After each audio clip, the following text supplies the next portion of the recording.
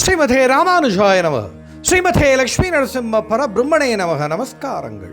ஹே லக்ஷ்மி நரசிம்ம சுவாமி, இந்த சம்சார சாகரம் எனும் ஆழமான கடலுள்ளே மூழ்கி அமிழ்ந்து மூச்சு திணறுகிறேன். இந்த உலக இன்பங்களிலே மூழ்கி உன்னை மறந்து என்னை மட்டுமே நினைத்து என்னுடைய கர்ம வினைகள் கட்டுக்கடங்காது என்னை பாம்பாய் சுற்றி திணறச் செய்கிறது. என்னை இதிலிருந்து மீட்டு காத்து இந்த சம்சார கடலிலிருந்து என் எண்ணத்தை தூய்மையாக்கி உன் நினைவாக்கி மோட்சம் கொடுத்து ரக்ஷி. ஜெகத்குரு ஆதி சங்கராச்சாரியார் இயற்றிய நிருசிம்ம கராவலம்ப ஸ்தோகத்தின் ஒரு பகுதி அர்த்தம் இது. ஜெய் ஸ்ரீ லக்ஷ்மி நரசிம்ம சுவாமி. சரி, இப்போது கதைக்கு வருவோம். சரி, சரணாகதி, தாமரை பாதங்களுக்கு மோட்சம், இப்படி சாதுரியமான வார்த்தைகள், பெரிய வார்த்தைகள் சொல்லாது சாதாரணமாய் சொல்ல முடியுமா? நிருசிம்மரை மனத்தில் கொண்டால் எனக்கு என்ன கிடைக்கும்? பதில் சொல்லும் முன் ஆச்சாரியர் ராமானுஜர் பாஷ்யக்காரர் எம்பெருமானார் வாழ்க்கையில் நடந்த ஒரு சம்பவம். அப்போது மைசூரு அருகில் மேல்கோட்டையில் ஆச்சாரியன் அமைந்திருந்த நேரம் அவர் எண்ணம் எல்லாம் எங்கே செலுவநாராயண சன்னதி உற்சவமூர்த்தி பற்றியே. சம்பத்குமாரர் என்று உற்சவரின் திருநாமம்.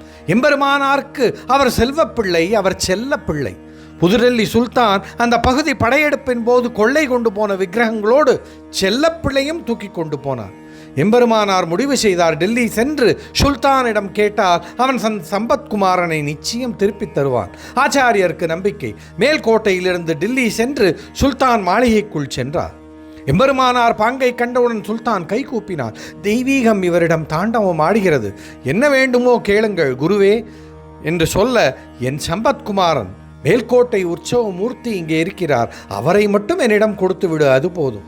ஆஹா, இங்கே உள்ள ஏகப்பட்ட விக்கிரகங்கள், எது வேண்டுமோ உங்கள் இஷ்டம், நீங்கள் எடுத்துக்கொள்ளுங்கள். என் செல்லப்பிள்ளை என் குரல் கேட்டு ஓடி வருவான்.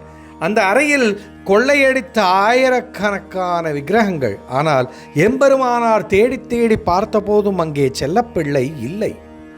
சுல்தான் என்ன வேண்டுமானாலும் எடுத்துக்கொள்ள என மீண்டும் சொல்ல, என் மனது, என் பெருமாள், என் சம்பத்குமாரர் இங்கேதான் இருக்கிறார் என்று சொல்கிறது.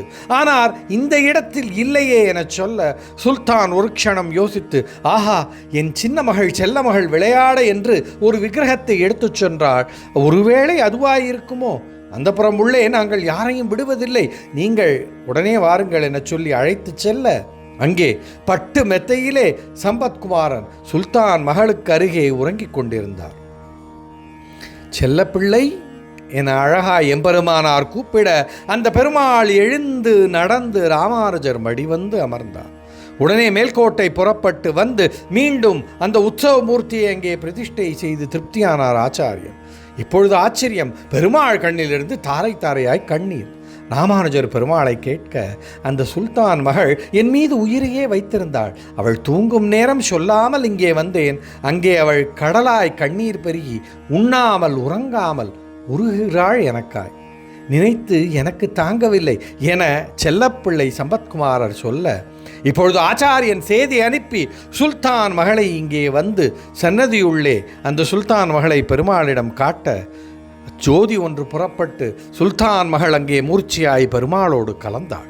இன்றும் மேல்கோட்டையிலே பெருமாள் செலுவநம்பி சன்னதி அருகே துலுக்க நாச்சியார் என சன்னதி ஏற்படுத்தி அங்கே குடிகொண்டுள்ளார் சுல்தான் மகள். தன்னை பெருமாளுக்கு கொடுத்த பெண்ணுக்கு பாரபட்சம் அன்றி தன்னையே கொடுத்தான் அந்த பெருமாள். இப்பொழுது கேள்விக்கு பதில். சுலபமாய் சொன்னால், மனம் நிருசிம்மரை லைக்க, உடல் உருகி உண்ணாது உறங்காது எண்ண முழுக்க அந்த சிங்கமுகன் மேனே மையல் கொள்ள, அவனே கதி என்று சதா சர்வமும் அவனுக்காய் அர்ப்பணிக்க, பக்தி பிரவாகமாய் மனதிலிருந்து பெருக்கெடுத்து அவன் திருவடி நனைக்க, நமக்கு அவனே கிடைப்பான். நம்மை அவனுக்கு நாம் கொடுக்க அவனையே நமக்கு கொடுப்பான் நம் லக்ஷ்மி நரசிம்மன். இதுவே சரணாகதியின் பலன் மிகச் சுலபமாய் புரிய. அவனை விட பெரிது, அவனை விட அரிது இந்த பாரில் ஏதும் இல்லை. இந்த உலகத்திலே அவனே நமக்கு கிட்ட, அவன் திருவடி நாம் வேண்டுவோம். ஜெய் ஸ்ரீ லக்ஷ்மி நரசிம்ம சுவாமி. இந்த வாரம் கேரள திவ்ய தேசங்கள், நரசிம்ம க்ஷேத்திரங்கள், இவை பற்றி மிகுந்த விவரங்கள் இல்லை என்னிடம். முதலாவது புதுச்சேரி திருக்கா நரசிம்ம க்ஷேத்திரம், பிரவோம் கேரளாவில் உள்ளது. அடுத்தது புத்துருத்து லட்சுமி நரசிம்மர் சன்னதி, திருச்சூர் மாவட்டம், கேரளாவில். இந்த கோவில் 3500 வருடங்கள் பழமையான ஒன்று என சொல்கிறார்கள். விவரங்கள் கிடைத்தால் அதை உங்களோடு பகிர்வேன். இப்பொழுது லட்சுமி நரசிம்ம சஹஸ்ரநாம ஸ்தோத்திரம். பரபிரம்மஸ்வரூபாய பஞ்ச பிரம்மாத்மனே நமஹ. நமஸ்தே பிரம்ம சிரசே ததா ஸ்வசிரசே நமஹ.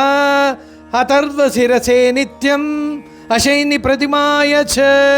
நமஸ்தே தீக்ஷ்ண தம்ஸ்ராய லோலாய லலிதாய ச. அதில் சொல்கிறது, ஹே நிருசிம்ம சுவாமி, அந்த பரம்பொருளின் மொத்த வடிவம் நீ, பரபிரம்மஸ்வரூபம். எல்லா வேதங்களின் தலைவன் நீ. குதிரை முகம் கொண்டு தெரிகிறாய். உன் அழகு, உன் விளையாட்டு எல்லாமே ரசமானது. அறுக்கும் பல் கொண்டு அதர்வண வேதம் தலைவனாய் விளங்கும் நீயே பரமானந்தம் தரும் எங்கள் லக்ஷ்மி நரசிம்ம பெருமாள். ஸ்ரீமதே நிகமாந்த மகாதேசிகாய நமக.